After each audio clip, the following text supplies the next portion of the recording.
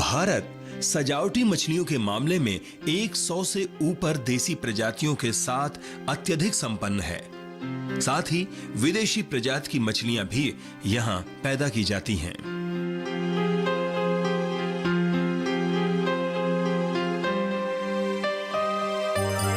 जहां तक अभी जो हमारे देश में परिस्थिति है इस व्यापार की, उसको देखा जाए तो इसमें कुछ ही राज्य अग्रणी है।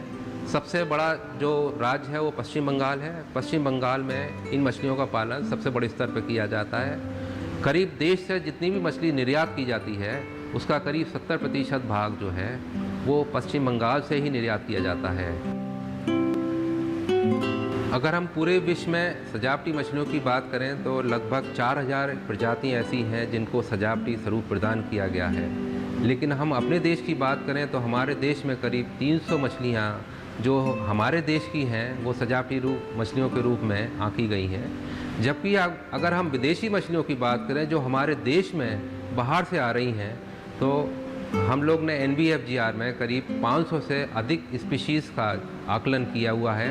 जबकि आशा ऐसी है कि देश में करीब 800-900 प्रजातियाँ विदेशी किस्म की मछलियों की आ चुकी हैं। और सबसे ताज्जुब की बात यह है कि हर प्रतिदिन इनकी डिमांड बदलती रहती है और प्रति माह जो है करीब 25 से 30 नई प्रजातियाँ हमारे देश में बाहर से आ रही हैं। तो यानी कि आप समझ सकते हैं कि इसका शौक़ किस सीमा तक पहुँच चुका है। और जो मछलियाँ हम सजावटी व्यापार में उपयोग में ली जाती हैं वो मीठे पानी की भी हैं, वो खारे पानी की भी होती हैं और वो समुद्री जल में भी रहती हैं। तो यह निर्भर करता है कि कोई व्यक्ति किस प्रकार का एक्वेरियम स्थापित करता है। पब्लिक एक्वेरियम होते हैं तो उनमें तो ज़्यादातर सभी प्रकार की मछलियाँ रहती हैं, यानी कि मीठे पानी की भी, खारे पानी की भी और समुद्री पानी की भी।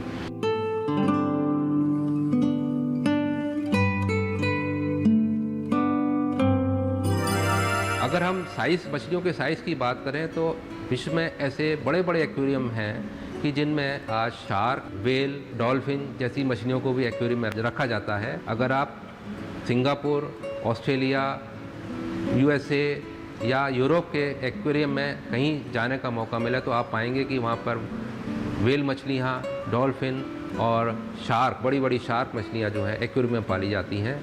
और एक्वेरियम जो है आज के समय में एक चौकोर ग्लास का स्ट्रक्चर नहीं होता, बल्कि पूरी बिल्डिंग ही जो है पूरे ग्लास की बना दी जाती है और उसमें जो है मछलियाँ चारों तरफ हमको दिखाई देती हैं। यानी कि छत पर भी मछलियाँ दिखाई देती हैं, साइड में भी मछलियाँ दिखाई देती हैं। केवल जहाँ पर हम चल रहे होते हैं वही पक्का स्ट्रक्चर होता है, बाकी चारों तरफ मछलियाँ ही दिखाई देती हैं। तो इसको आज इस व्यापार को काफ़ी सौंदर्य रूप भी प्रदान कर दिया गया है और एक पूर्ण रूप से व्यवसाय स्वरूप भी दे दिया गया है। मत्स्योद्योग एक महत्वपूर्ण उद्योग के अंतर्गत आता है और इस उद्योग को शुरू करने के लिए कम पूंजी की जरूरत होती है। इस कारण इस उद्योग को आसानी से शुरू किया जा सकता है। किसान भाइयों, अगर आपको सजावटी मछली का व्यवसाय करना है तो इसके लिए आवश्यकता है कि आपको कुछ सीमेंट टैंक बनाने पड़ेंगे। जितना बड़ा व्यवसाय करना है उतने ही सीमेंट टैंकों की आवश्यकता आपको पड़ेगी। इसके अलावा आप उसमें छोटे ग्लास के एक्वेरियम भी रख सकते हैं, क्योंकि एक्वेरियम में जब आप ब्रीडिंग कराएंगे तो आपको ब्रीडिंग दिखती रहती है मछलियों में किस तरह की है। साथ में छोटे छोटे ग्लास कांच के जार भी चाहिए होते हैं जिनमें छोटी मछलियों की ब्रीडिंग कराई जा सकती है। जैसे कि एंजल फिश है, एंजल फिश जो है अपने अंडे जो है एक ग्लास प्लेट अगर रख देते हैं उसके ऊपर दे देती है, उसके ऊपर चिपका देती है, तो उनको ग्लास के जार में ही रख कर ब्रीडिंग कराना आसान रहता है। कुछ मछलियाँ ऐसी हैं जो कि किसी सबस्ट्रेटम पे अंडे देती हैं तो उनके लिए सबस्ट्रेटम प्रदान करना चाहिए। कुछ मछलियाँ ऐसी होती हैं जो कि रॉक्स पर ब्रीड करती हैं तो उनको रॉकी एरिया रॉक्स वगैरह कुछ आर्टिफिशियल रॉक्स रख देते हैं तो उस पर जो है वो अंडे दे देती हैं और वहाँ इस तरह से आप ब्रीडिंग का काम करवा सकते हैं। लेकिन ब्रीडिंग का काम जो है ये खुले आसमान में नहीं हो सकता, बल्कि इसको जो है छत के नीचे ही करना होता है। तो उसके लिए एक कमरे की आवश्यकता पड़ती है, क्योंकि वहाँ पर थोड़ा सा डार्कनेस होना चाहिए, थोड़ा सा अंधेरा रहना चाहिए, क्योंकि उजाले में मछलियाँ ब्रीडिंग नहीं करती हैं। तो थोड़ा सा कमरे जैसा एक कमरा आपके पास में होना चाहिए, और कमरे में जो है उसको वहाँ पर एक्वेरियम रख सकते हैं या छोटे कांच के जार रख सकते हैं। और जिस मछली की जैसी रिक्वायरमेंट है, अगर उसको पत्थर की रिक्वायरमेंट है पत्थर रखना होता है, कांच की प्लेट की रिक्वायरमेंट है तो कांच की प्लेट रख देते हैं। उसके बाद हम उनके जो प्रजनक हैं उनको सीमेंट हौदिया में अगर हमने पाला है तो उनको लाकर उन एक्वेरियम में या ग्लास जार में छोड़ देते हैं। तो केवल ये बात होती है कि आपको अच्छी तरह पहचान होनी चाहिए कि कौन से प्रजनक बिल्कुल तैयार हैं, और जब जो तैयार हैं उन्हीं का एक जोड़ा लाकर एक एक्वेरियम में रखना चाहिए या एक जार में रखना चाहिए। उसके बाद वो अंडे दे देते हैं। अंडे देने के बाद आप प्रजनक वहाँ से हटा सकते हैं। और बहुत से प्रजनक तो ऐसे होते हैं जो अंडों को खा जाते हैं, इसलिए प्रजनकों को हटाना तो अनिवार्य हो जाता है। उनको हटाने के बाद में अंडे में से बच्चे अपने आप निकल आते हैं। केवल आपके जल की गुणवत्ता अच्छी बनी रहनी चाहिए। कुछ मछलियों के अंडे तो 1 दिन में हैच कर जाते हैं, कुछ के 3 दिन में करते हैं, कुछ के 5 दिन में या 7 दिन तक भी कर सकते हैं। अंडे को हैच करने के बाद आवश्यकता होती है कि जो उसमें से लार्वा निकला है या जो बच्चा निकला है उसकी देखभाल बहुत महत्वपूर्ण है। तो इसलिए आपको उसका ज्ञान अच्छी तरह से होना चाहिए कि इन बच्चों के लिए जल की गुणवत्ता क्या रहनी चाहिए। दूसरा कि इनको भोजन कराना है तो किस प्रकार से भोजन देना चाहिए और कौन सा भोजन देना चाहिए, कितनी मात्रा में देना चाहिए। ज़्यादातर मछली के बच्चे होते हैं वो सब प्रारंभिक अवस्था में प्लैंकटन का इस्तेमाल करते हैं। ये प्लैंकटन सूक्ष्म जीव होते हैं जो कि तालाबों में अपने आप ही खाद वगैरह डालने पे पैदा हो जाते हैं। इसके अलावा इन प्लैंकटन को आर्टिफिशियल रूप में पैदा करने के लिए एक आर्टीमिया श्रिम्प आता है जो डिब्बों में पैक होकर उसका अंडा आता है। उन अंडों को हम नमकीन पानी में डाल के और उसमें वायु प्रवाह करके उनको हैचिंग करा लेते हैं। तो वो भी जो है प्लैंकटन का स्वरूप प्रदान करता है, और उससे फ़ायदा ये होता है कि शुद्ध और बिल्कुल बीमारी रहित जो है हमको प्लैंकटन मिल जाता है। तो ज़्यादातर हैचरियाँ जो सजावटी मछलियों की होती हैं उसमें आर्टीमिया स्नोप्लाई जो है बच्चों को प्रारंभिक अवस्था में खिलाया जाता है। जब बच्चे थोड़े बड़े हो जाते हैं तो उनको आप तालाब से लाकर प्लैंकटन भी दे सकते हैं, लेकिन प्लैंकटन को जो है अच्छी तरह से छान लेना चाहिए कि उसमें प्लैंकटन के अलावा और कोई जानवर वगैरह नहीं आए। और साथ में हो सकता है तो पोटाश के घोल से उसको थोड़ा सा या हल्के नमक के घोल से थोड़ा सा जो है थोड़ी देर रख देना चाहिए, जिससे कि उनमें कोई परजीवी वगैरह लगे हुए हैं तो वो जो उनसे अलग हो जाएं। इस तरह से आपको खाना खिलाना होता है। जब बच्चे बड़े हो जाते हैं तो उनको आप फॉर्मुलेटेड डाइट भी खिला सकते हैं, यानी आहार बना के खिलाया जा सकता है, जिसमें कि आप अंडा, मछली का मांस और विटामिन मिनरल मिक्सचर मिला के आप इसका आहार तैयार कर सकते हैं। आजकल बाज़ार में सभी के वैसे बने बनाए फीड भी मिल जाते हैं, आप उसका भी उपयोग कर सकते हैं। तो जैसे जैसे मछली का साइज़ बढ़ता जाए उनको शुरू में सूक्ष्म प्लैंकटन खिलाएं या आटी में खिलाएं। जब बड़े हो जाएं तो उनको अपना फॉर्मुलेटेड फीड मिलाएं या एक कस्टर्ड बनाते हैं उसको खिलाएं, और बाद में जब बड़े हो जाएं तो जो बाज़ार में बनी बनाई फीड आती हैं आप उसको खिला के उनको बड़ा कर सकते हैं। और जब बच्चे करीब 1 से 2 इंच के हो जाते हैं तो इनकी आप आराम से बिक्री कर सकते हैं। लेकिन प्रारंभ में करीब 1 महीने तक आपको जिस एक्वेरियम में मछली ने अंडे दिए हैं उसी में रखना होता है। उसके बाद में इनको थोड़े बड़े सीमेंट टैंक में रखिएगा, और जैसे जैसे बड़े बच्चे होते जाएँ उनको और बड़े सीमेंट टैंक में रखना चाहिए। ज़्यादा बड़े सीमेंट टैंक में रखने से फ़ायदा ये होता है कि मछली का साइज़ जो है तेज़ी से बढ़ता है। अगर हम उनको छोटे टैंक में रखते हैं तो उनका साइज़ धीरे से बढ़ता है। तो ज़्यादा बड़ा टैंक होने से उनकी ग्रोथ फास्ट हो जाती है और जो है मछली आराम से बढ़ती रहती है। इसके साथ में ये इस तरह से मछली तो बढ़ती रही, लेकिन इसके साथ में आवश्यकता है कि समय समय पे मछली में होने वाले रोग वगैरह की भी जानकारी आपको ले लेनी चाहिए। इसके लिए हर सप्ताह 4-6 मछलियों को आप निकाल कर देख लिया करिए कि मछली में कोई रोग तो नहीं लग रहा है। देखिए, रोग की पहचान मछलियों में करना बहुत आसान होती है। जो भी मछली आपको शिथिल दिखाई देगी, जो ठीक से चल नहीं पा रही है या जिस पे कोई चकत्ते वगैरह पड़े हुए हैं, कोई निशान सफ़ेद या काले रंग के निशान पड़े हुए हैं, तो ये एक पहचान होती है कि मछली जो है रोगग्रस्त है। या कभी कभी ऐसा होता है कि परजीवी उसकी शरीर पर लग जाते हैं और परजीवी जो है उसके शरीर पर आपको अपनी आँखों से ही दिखाई देने लगते हैं, क्योंकि वो हिलते डुलते हैं। जिस टैंक में मछली रखी हुई है उन पूरे टैंक की मछलियों का इलाज करना पड़ता है। तो इसके लिए जो है आसान तरीके हैं कि शुरू में नमक का घोल 1% के करीब देकर कर सकते हैं, या पोटाश का घोल भी दे सकते हैं। पोटाश का घोल जो है अगर 1 ppm आप रख कर दे सकते हैं। और इसके साथ में एक्रीफ्लेविन ब्लू आता है, उसको आप दे सकते हैं। मिथाइल ब्लू आता है, उसको आप दे सकते हैं। तो परजीवी जो है इन सारी दवाओं के इस्तेमाल से दूर किए जा सकते हैं। लेकिन कभी कभी मछलियों में जो है बैक्टीरियल रोग भी हो जाता है। बैक्टीरियल रोग जो है इन दवाओं के इस्तेमाल से कम तो हो सकता है, लेकिन उसके पूर्ण उपचार के लिए एंटीबायोटिक दवाओं की आवश्यकता पड़ती है। तो ऑक्सी टेट्रासाइक्लिन आप 5 ppm के डोज से बना के भी मछलियों को दे सकते हैं और इसको करीब 5 दिन तक इसका इस्तेमाल करना चाहिए। आप चाहें तो मछलियों को निकाल कर कोई छोटे टैंक में रख सकते हैं या छोटे एक्वेरियम में इकट्ठा करके रख सकते हैं। उसके बाद 5 ppm के एंटीबायोटिक ट्रीटमेंट इसको 5 दिन का देंगे तो उसमें बैक्टीरियल रोग जो हैं इससे दूर हो जाते हैं।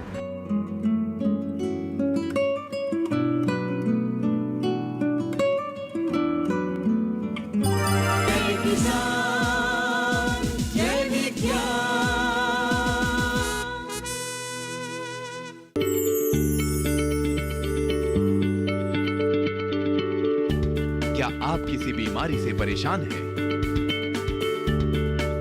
चाहते हैं डॉक्टर की सलाह? तो हम हैं आपके साथ। बताएंगे आपको जीने की राह। समस्याएं आपकी, समाधान देश के मशहूर विशेषज्ञों के। घर बैठे बात करें देश के जाने माने डॉक्टरों से। हमारे लाइव प्रोग्राम स्वस्थ किसान में हर शनिवार शाम 6 बजे से 7 बजे तक। जय किसान, जय विज्ञान।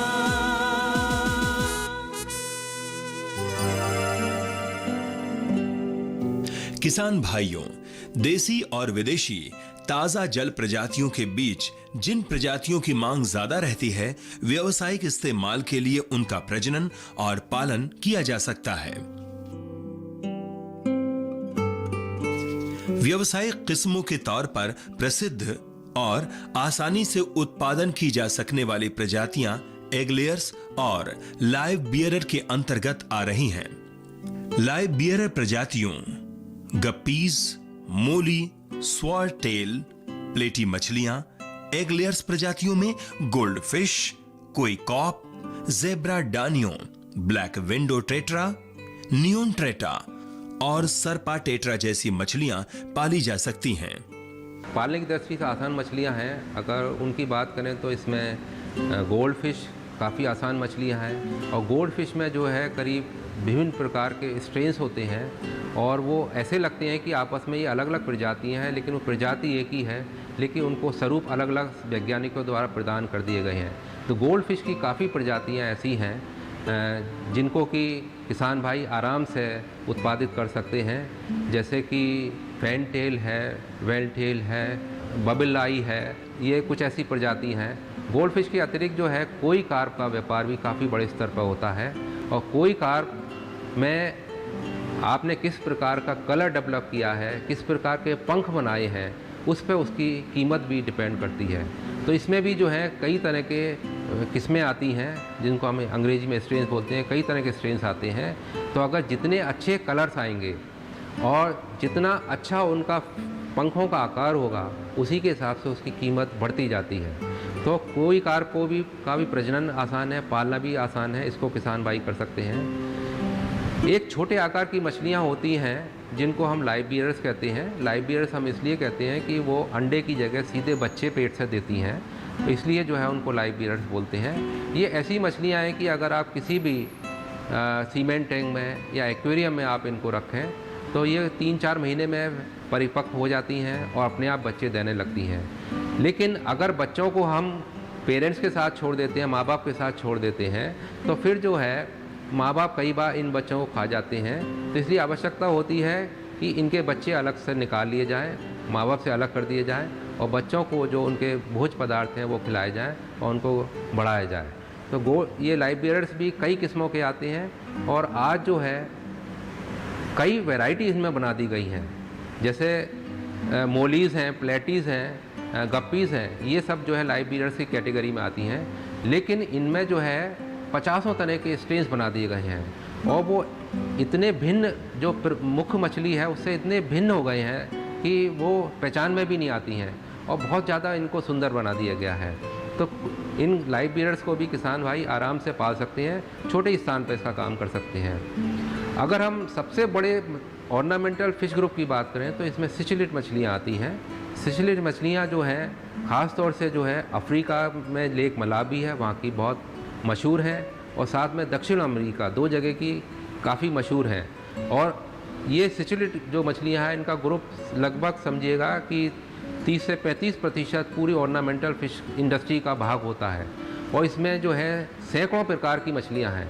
और ये एक ऐसी मछली है जो कि एक्वेरियम में या सीमेंट टैंक में आसानी से बढ़ जाती है, और ये वहाँ पर बच्चे भी अंडे भी देती है, और अंडे में से बच्चे भी इसके आसानी से निकल जाते हैं। ये मछली पेरेंटल केयर करती है, यानी कि इसके माँ बाप इनकी कुछ समय तक देखभाल करते हैं, तो इनका बीज भी पैदा करना थोड़ा आसान रहता है।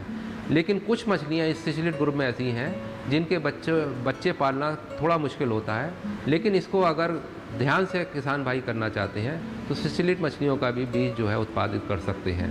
इसके साथ में बहुत सी और भी मछलियाँ हैं, जैसे ऑस्कार है, एंजल्स हैं, एंजल फिशेज़ हैं। इनका भी जो है व्यवसाय काफ़ी ज़्यादा पूरे विश्व में फैला हुआ है। इनका भी ब्रीडिंग आसानी से कर सकते हैं। तो ये मीठे पानी की ऐसी प्रजाति हैं जिनका किसान भाई जो है आसानी से जो है पैदावार कर सकते हैं। जहाँ तक समुद्री मछलियों की बात है तो समुद्री मछलियों में भी कई किस्में बहुत महत्वता रखती हैं, जैसे कि बटरफ्लाई फ़िश है, समुद्री एंजल फ़िश भी अलग होती हैं, समुद्री एंजल फ़िश हैं, डैमसेल्स हैं जिसमें ब्लू डैमसेल्स हैं, या क्लाउन फिशेज़ हैं, या टैंक्स हैं, या सर्जन फिशेज़ हैं, जिनका व्यापार काफ़ी बड़े स्तर पर होता है।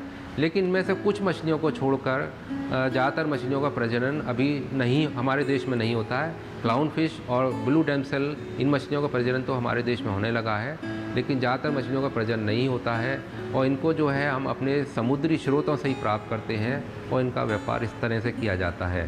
तो जहाँ तक समुद्री मछलियों की बात है, इसमें कंपैरेटिवली मीठे पानी की मछलियों की अपेक्षा स्कोप कम है, यानी कि बहुत ज़्यादा प्रजाति नहीं है जिनका कि आप पालन कर सकते हैं। अगर हमारे किसान भाई इस उद्योग को अपनाना चाहें तो इसको बड़ी आसानी से अपना सकते हैं। इस व्यापार को करने के लिए किसान को आवश्यकता इस बात की होती है कि पहले इस काम को अच्छी तरह से वो सीखें। इस काम को सीखने के लिए आवश्यकता है कि वो पहले सर्वप्रथम किसी अच्छे संस्थान में जाकर इसके पालने के बारे में प्रशिक्षण प्राप्त करें।